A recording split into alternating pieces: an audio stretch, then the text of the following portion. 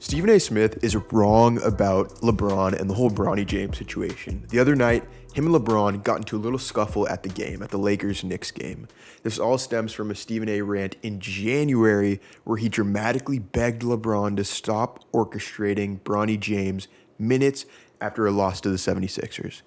Here is where Stephen A. is so wrong. During that fateful game in January, it wasn't ridiculous for Bronny to get minutes. For these reasons. A. Gabe Vincent was out with injury. B.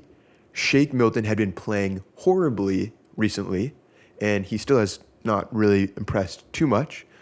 And C. Bronny James had been tearing it up in the G League during that time, and he actually had a great G League stint. He was averaging 22, 5, and 5. And so on January 28th against the 76ers, JJ gave Bronny a quick 15-minute trial period, and it failed. Bronny played bad. He had 3 turnovers, 0 for 5 shooting. He played horrible. He didn't look ready for the moment at all. But this type of stuff happens all of the time in the NBA. A team gets injured. They give a G League guy a look. They aren't ready for it. It doesn't work. And this shouldn't be the cause for a long, drawn-out Stephen A. plead to LeBron to make it stop. In that specific game, the other option was an ice-cold Shake Milton.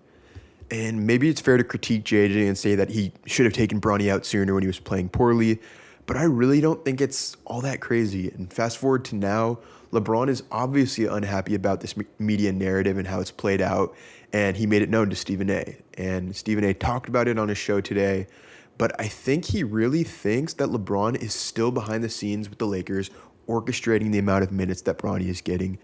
I just don't think that's the case. Besides the ceremonial minutes in the first game, I just don't see the Bronny favoritism that a lot of guys like Stephen A. seem to harp on. I watch pretty much every Lakers game. Bronny hardly plays, and that's about on par with every other late second round pick in a similar situation. I'm not denying that the Lakers drafted Bronny because he's LeBron's son. My pushback is that A, it's not that ridiculous of a pick. I do think Bronny has upside and he's an interesting prospect. B, he hasn't been getting significant favoritism or boosted minutes because of his last name.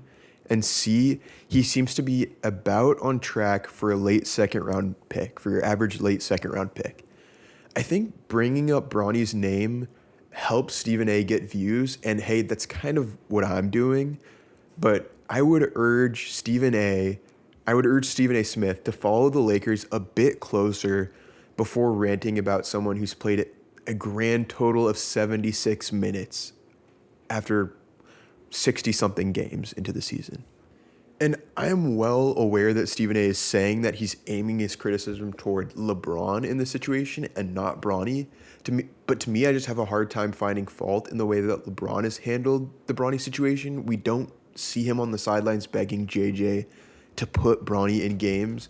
Some people theorize, of course, that kind of stuff goes on behind the scenes. But if so, LeBron is doing a pretty poor job because Bronny's hardly seen the NBA floor in any significant moment.